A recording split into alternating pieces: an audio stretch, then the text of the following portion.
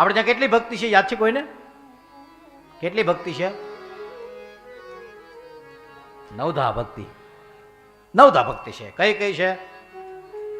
શ્રવણમ કીર્તનમ યસ્ય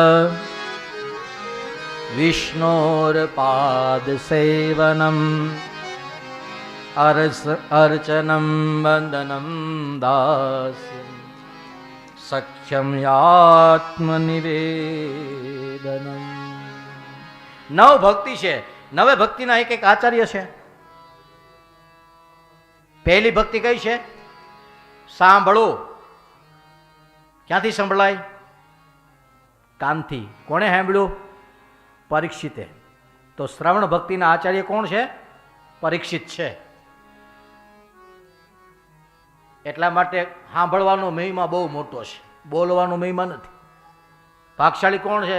કીધું હું તો ભાગશાળી છું જ, પણ મારા કરતા વધારે ભાગશાળી કોણ? તો કીધું તમે.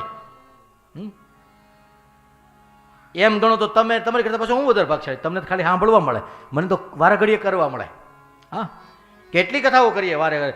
જુઓ તો ખરા, નર્મદાના તટે કરી, સાબરમતીના તટે કરી, સૂરજવડીના તટે કરી, ગંગાજીના તટે કરી, હજી ચંદ્રભાગાના તટે કરીશ, પાછો ગંગાજીના તટે આવીશ, કેટલી શેત્રુજીના તટે કરીશ. હા, કેટલી નદીઓના તટ ઉપર કથાઓ કરવા મળે છે. ભાગશાળી છે ભગવાન. એક વખત સત્સંગ પ્રાપ્ત થાય ને, તુલસીદાસજી કહે કે ભાગશાળી હોય ને એને સત્સંગની પ્રાપ્તિ થાય. વારે ઘડીએ મળે એને કેટલા ભાગશાળીઓ છે. પોતાના ભાગ્ય ઉપર ગૌરવ કરવું. સત્સંગ કીર્તનમાં ક્યારેય આમંત્રણની રાહ જોવી નહીં. એટલા માટે આપણે અહીંયા એકલા નથી. હા, કેટલાય લોકો યુટ્યુબના માધ્યમથી ઘરે બેઠા બેઠા મને સાંભળી રહ્યા હોય. ભગવાનની કૃપા કોને કહેવાય? કીધું મથાળા મારતા મારતા મહંત થઈ જાય એને ભગવાનની કૃપા કહેવાય. જતીન બાપુ, મથાળા મારતા મારતા મહંત થઈ જાય એ ભગવાનની કૃપા. પાન બનાવતા બનાવતા પંડિત થઈ જાય એ ભગવાનની કૃપા. ગાયો ચરાવતા ચરાવતા ગોવિંદ થઈ જાય એ ભગવાનની કૃપા. ભગવાનની કૃપા બીજું કાંઈ નહીં. ભગવત કૃપા મુકમ કરોતિ વાચાલમ તંગુમ લંગ યત ગિરિમ યત કૃપા તમહમ મંદે.